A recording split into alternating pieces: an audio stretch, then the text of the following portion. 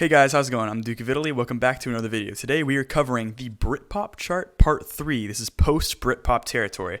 Now a minor recap, Britpop, guitar-based pop music from the British Islands. Basically it's UK based.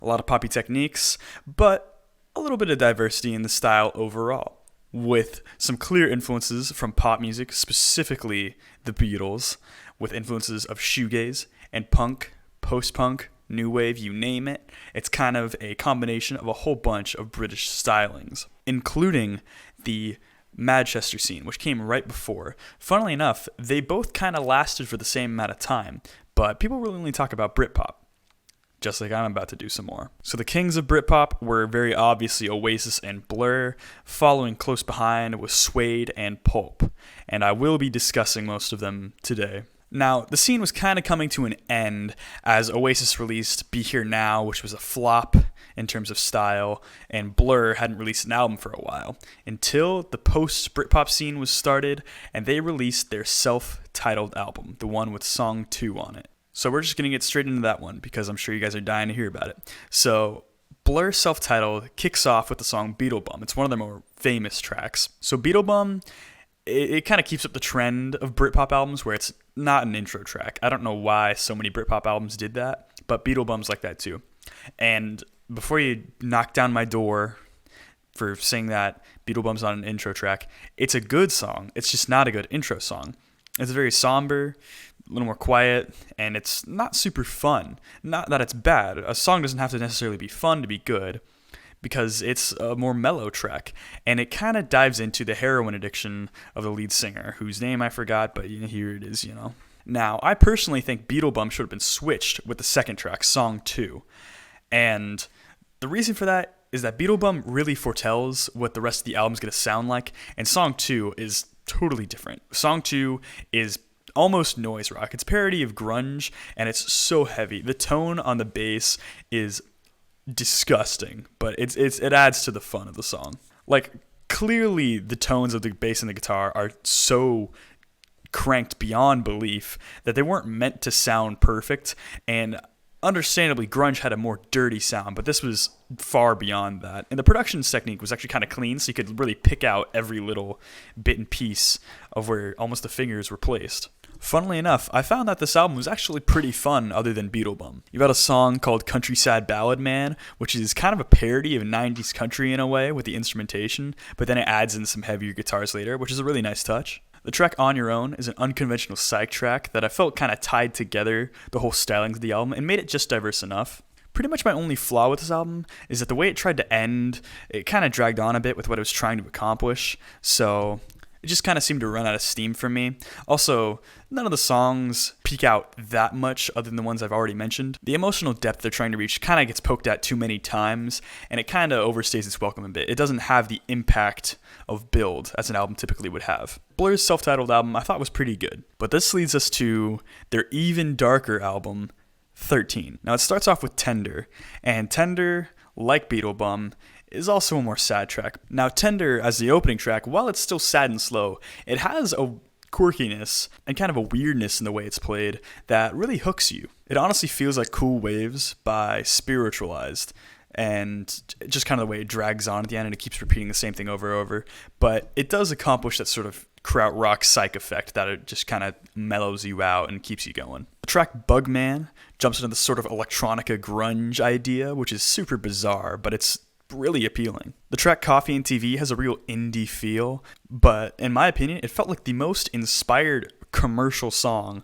I've ever heard. And not commercial as in an advertisement, but like a pop song that's just thrown at you with very little inspiration behind it, except it felt extremely inspired. There was a lot of emotional depth behind it.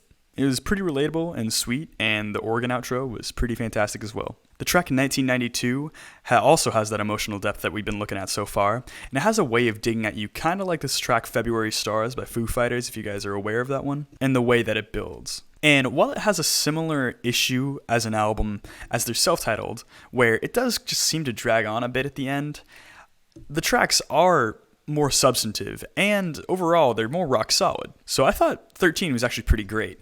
Is it better than Park Life? I'd say no. But essential for the Blur discography. And now from the year 2000, we have reached Coldplay's debut album. Why this was on this list? It actually makes a lot of sense. So the opening track kind of has this Blur-esque mixed with indie opening hook of acoustic guitar, and it's paired with these more spacey guitars and some piano in the background. And this spaced out guitars definitely show remnants of the sort of post-shoegaze idea of the true Britpop scene, which kind of led me to believe, is Coldplay post-shoegaze? The track Shiver has a bit of a post-Manchester scene where it's a little more trippy, but after these songs, you notice that Coldplay kind of falls into a deep, deep groove that they will never dig themselves out of. Every song at this point is kind of the same. There's the more acoustic-led tracks that are in 3/4 time, which there are like 3 of, which I don't know how they got away with that.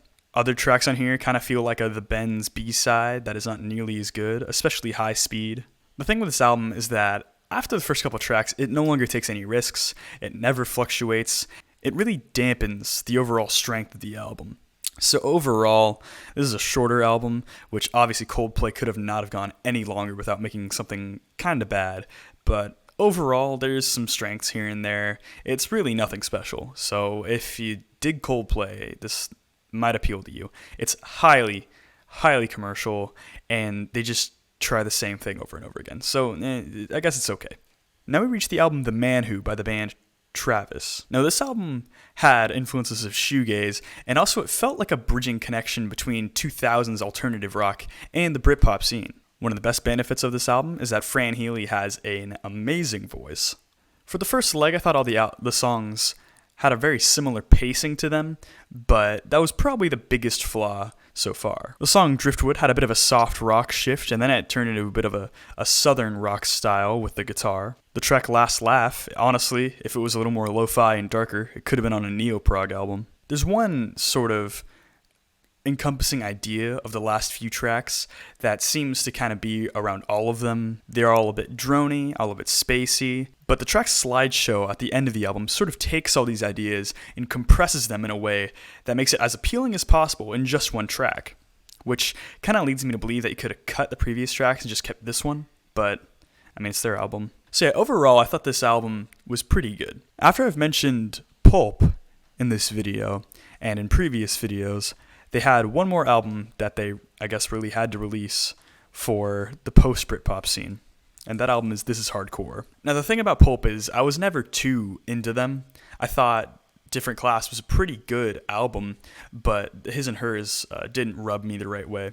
Really, the whole thing with that album is that the synths were just really ugly. And the thing is, Jarvis, the lead singer, his voice is not good.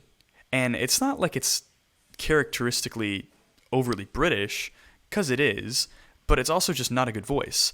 And that would be acceptable in something like a folk scene, where Leonard Cohen, Bob Dylan, etc. don't necessarily have the strongest vocals, but it's their lyrics that matter. And I would be able to forgive Jarvis for this if his lyrics were great. But here's the thing.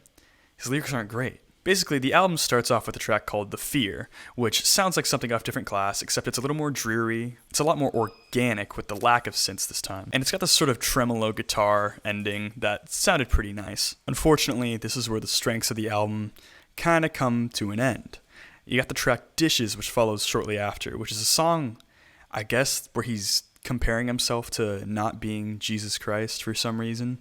And I gotta admit, when I was mentioning bad lyrics on this album, they all culminate on this opening line. What did he mean by this? And by what did he mean by this?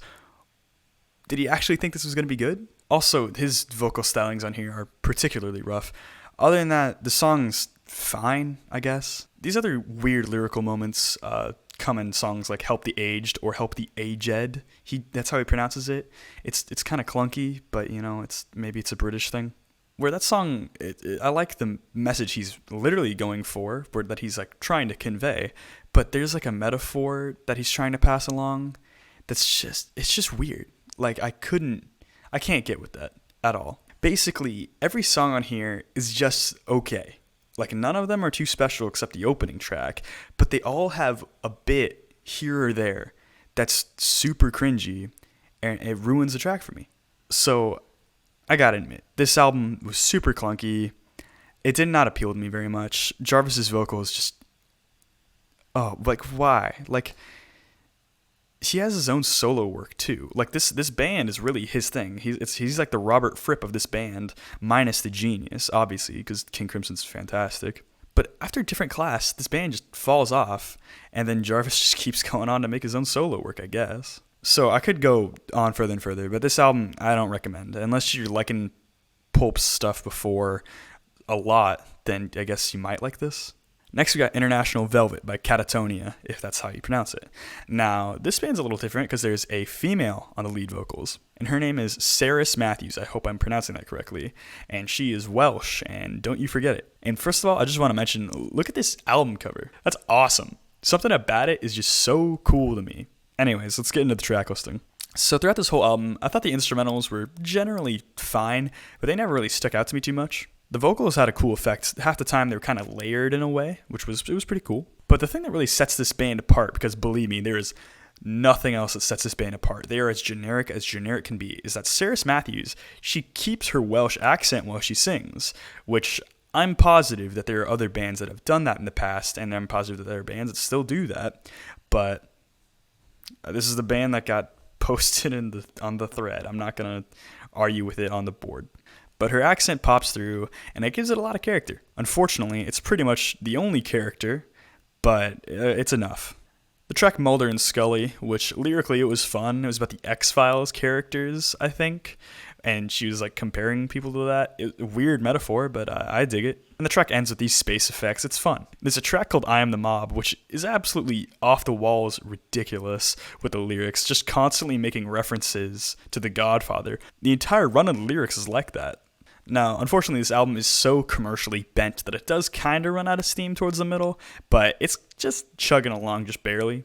The title track is in Welsh for most of it, except for the chorus, which is it's just about being Welsh and how much she loves being Welsh, which is fun, and it's got a really decent bass groove. Finally, we reached the track Part of the Furniture. Now, this track was probably one of the most dynamic tracks on the whole album. The way Saris kind of whispered her vocals just kind of immediately grips you in a way that none of the other tracks really do. On top of that, the bass line, once again, is carrying the whole track. Is it perfect?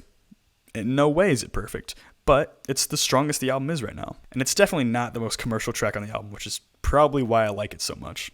Unfortunately, the album kind of ends on an average note. It gets more and more commercial as it goes along, but overall, the album is pretty fine. To round this review off, we have Graham Coxon's The Sky's Too High.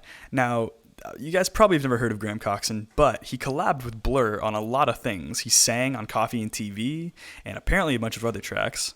And apparently he had a bit of creative influence on the band, which is not seen that much here. Now, this album, as a stylistic choice, would be immediately DQ'd from this list. It's pretty different. But the thing is, it is a logical conclusion to the ideas of Britpop in the way that the tones of the later Blur albums are, and the fact that he came from Blur. I'm fine with keeping it on the list. And thank goodness I can keep it on the list, because it's probably one of the best albums of the post-Britpop scene. Now, even though he came from Blur, he clearly carves his own style with a mix of folk and noise rock. How do people even come up with this? So the opening track has an acoustic intro, but then it breaks into this noise rock riff. And that's kind of a trend that'll follow later in the album, is that very rarely is a track both, and it kind of alternates. But there are a couple tracks that are noise rock, mostly folk, but at least they're all kind of strong. Now, the lo-fi aesthetic of this whole album is actually super appealing. It really gave me some flashbacks of some Neutral Milk Hotel guitar work or some Microphones guitar work, with the way it was kind of plucky and maybe some of the strings were muted by accident. And the way they were mixed was stereo cut was used extensively, with it being between each side of your head if you're listening with headphones. The track A Day Is Far Too Long is a total drainer track that cuts like a knife, and it really separates from other Britpop, where you might have some Blur that gets pretty deep with some of their stuff off 13, but this track is what sends it home. The songs here are pretty foreboding overall. They have a bit of a fatalism, which is kind of resemblant of some Nick Drake stuff, except it's drearier overall. Graham, for a lot of this album, feels contemplative of his own existence and whether or not it's all actually worth it. The song WTF is back to noise rock, and it hits super hard. And it's one of the more lyrically complex tracks on the whole album, with a lot more densely filled spaces of lyrics. While most tracks typically only have like 40 words in total, this one's got a whole bunch. And it's actually about stealing alcohol and then shooting someone who tried to stop you, which is crazy. And the album ends on an instrumental track, which kind of rounds it all out. It's a shorter album, but it's actually pretty great overall. So I gotta admit, with this post-Britpop list, I was a little disappointed. Not a lot of great material here. Sure, it's a lot of logical conclusions to the Britpop scene, but not all of it's great. So overall, the Britpop scene was very hit or miss. A lot of good stuff came out of it, but a lot of trash came out of it too. Pulp. And there was a lot of stuff in this scene that wasn't actually a part of the style. Elastica, for example. So I didn't show this before, but I'm about to show you guys the full chart with all my ratings for all of them. So stay tuned for that after I close off this video. But I hope you guys are doing well. If you could like and subscribe for me, I'd love that. Subscribing is free, and you'll be notified of my later videos. I had a good time with this chart. And by good time, I mean it was okay, I guess. It was not great. By any means was it great. I'd actually probably put this at sort of a poor level. But as a comprehensive historical chart, it's pretty good. So there's a lot of good material on this chart as a whole, and I hope you guys enjoy it. Anyways, I hope you guys have a good day.